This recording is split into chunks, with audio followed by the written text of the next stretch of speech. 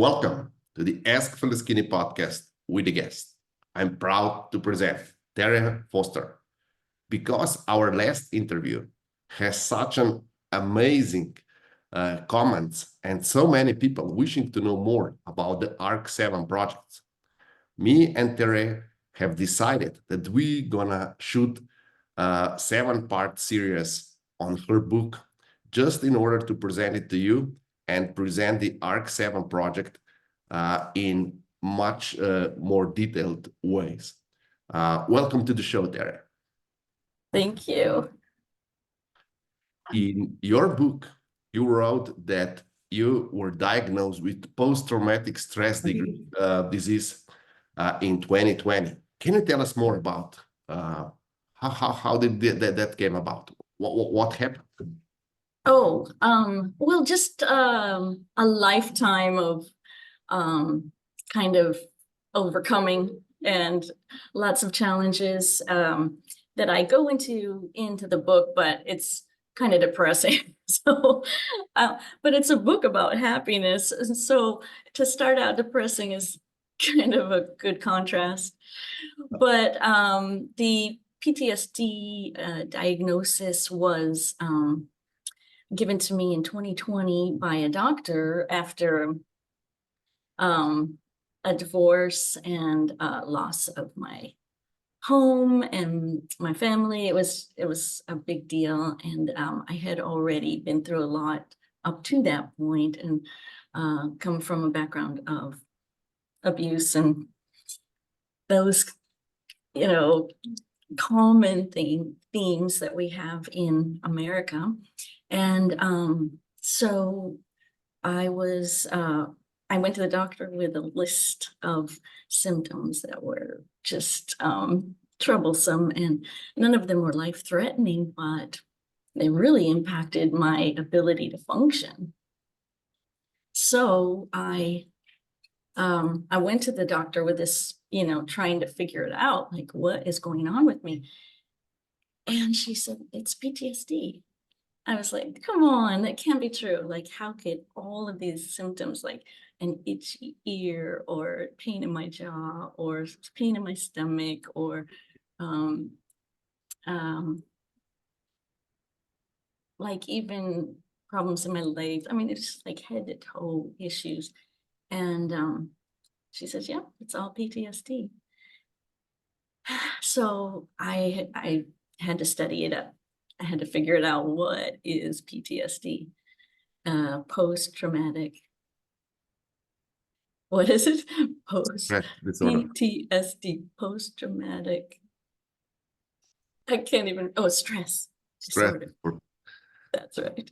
It was first diagnosed with soldiers coming back from the war zones, and it seems impossible that the level of stress that I had been enduring could be compared to something like a soldier. That just seems impossible. But evidently, complex PTSD is an accumulation that happens over time and can have the same symptoms.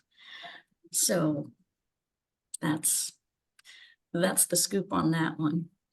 In the 70s and in the 80s, post-traumatic stress disease was, as I mentioned, more related to soldiers, but nowadays is really common. You also write about that in the book. Can you share a bit of data on how common is the post-traumatic stress disease?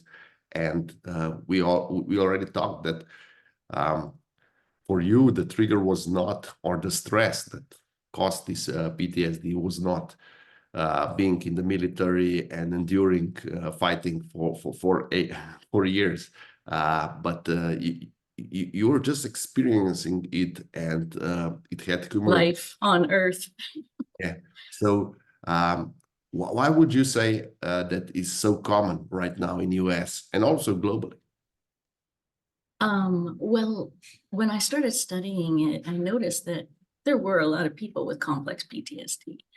But I also noticed that the symptoms of complex PTSD were common, like across the board. So let me look at the list of symptoms like stress, obviously. Says 83% of US workers suffer from stress just from their job. And then tension, it's a result of that stress, depression, anxiety, insomnia, eating disorders, loneliness. Harvard calls loneliness an epidemic, and emotional detachment, negativity. We find that a lot in America. I don't know what you're encountering in your country, but Yeah, it's the same all across the globe right now, and also media is talking a lot about it. But most so with these symptoms, what I see is that all of them are on the rise. As if you go online and just study one of them, they're all on the rise globally. So that got my mind thinking. It's like, okay, I first was studying in relation to myself, but then after seeing it like that, where they're all on the rise globally, each of these symptoms separately, it's as if we were, as a humanity, as a whole, we were experiencing PTSD. So I got this idea, that it's global PTSD. Okay, that is interesting. And what is even more interesting and intriguing is that most doctors have advised eat more of this, do more of that, and so on.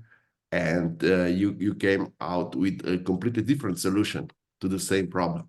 Can you tell us more about your solution to this global pandemic of PTSD? Well, okay, the quick version is that if the whole globe is feeling the same pressure and stress and pain and suffering, it came to me that it could be like a lot of people online are saying that it's to do with the planetary alignment and the shifts, and and that we're all going through it together for that reason. But then I wondered if it was also has to do with other things that are common around the world, which is a culture of separate lives, detachment of relationships, and doing everything yourself. It's like this, individualism that makes you only think of yourself every moment of every day because you're trying to reach some specific goal. And it doesn't bring in the connection that we need to feel whole, feel like part of a society or part of a team.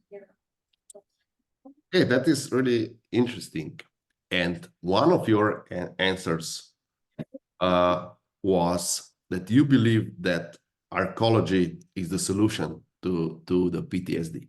Can you elaborate first what is arcology, how it came about, and why do you believe that arcology is solution to PTSD and other diseases or modern disease of you're experiencing globally? Well, I saw, I'm a spiritual person. I was praying about my life, and I was crying about my pain and blah, blah, blah, studying all these symptoms. And then this kind of a vision came to me when I was in the bathtub, and I was pondering these things. And I saw this very huge structure building that was a human habitat, and it was designed completely different than what we have on Earth. And recently, I'm even starting to wonder if it was a memory, because how they say time is no, it doesn't exist. So it could be future, could be past, could be another planet, another universe, whatever. So I was wondering if it could have been a memory, but anyway, it felt like a vision and almost felt like a calling to bring this to the world. But then as I try to do that, nobody is believing that it could happen here on this earth. The kind of structure that is unifying humans instead of separating them into single family dwellings. Can I just elaborate a bit? So you're proposing that we should have some kind of new age villages that would encourage society to work more as a society and less than as in each individual. So if I understood correctly, you mentioned that the biggest challenge right now is that we are not functioning as a society. We tend to function as individual. We tend to have different goals that, let's say, 2 or 3 generations before us had. And we tend to be miserable, even under a lot of stress, just because all these goals, even if we achieve them, they're all meaningless because we completely forgot about our society.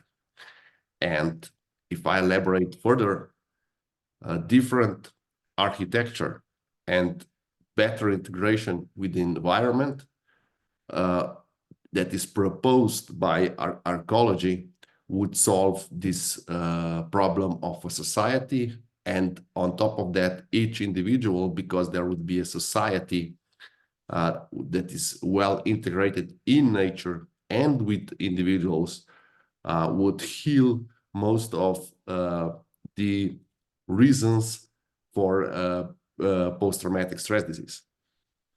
Complex or global, either one. Yes, yes, very well put. So who should be the initiator of this? Okay, you are the you have developed or prepared and started the ARC7 movement, but who is to blame? Who should be in charge of transitioning from current architecture to arcology? Are these architects? Are these investors? Is this government? What's your take on that?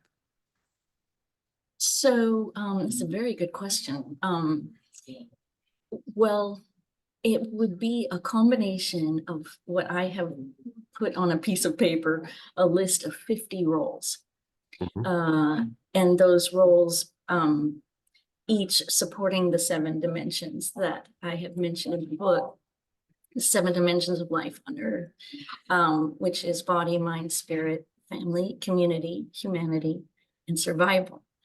And so those 7 are included in this plan, and there are roles in each of those 7 in each of those 7, so it ends up 49 people on this list, plus 1 person who is like the, project manager, or in my case, a mentor who is kind of just saying, hey, let's do this. That's why you were saying, which would it be? Would it be this person starting it or this person? Well, you need all of them. Okay, and so let me jump in, sorry. In your book, you're presenting how the future society should function. What I'm trying to get to is who in today's society would be adequate to contribute to start transition towards the future society that you are describing in your book. Yes. Okay, so let's say we go along with that 50 roles thing, and you say we're going to create a mastermind group or a think tank that includes these 50 roles. And so you and I might be 2, and then we need to get somebody with all these other skills that we don't have, and then begin the beginning stages, the very first conversations about it. And what if it took 200 years? You know, it doesn't really matter. What really matters is that we start and we have a plan. And I believe, I noticed in my life, as soon as I felt like I had a plan that is better than this one, that's going to be a solution to almost every problem you can imagine, then you're uplifted. All of a sudden, you feel like, okay, there's a future, there's a hope, there's light at the end of the tunnel. And so I think just belonging to a think tank like that, or just knowing that that think tank exists, I think is going to help a lot of people. Okay. How can our listeners find out more about your plans, and how can they become part of this movement that is proposing one of the future solutions?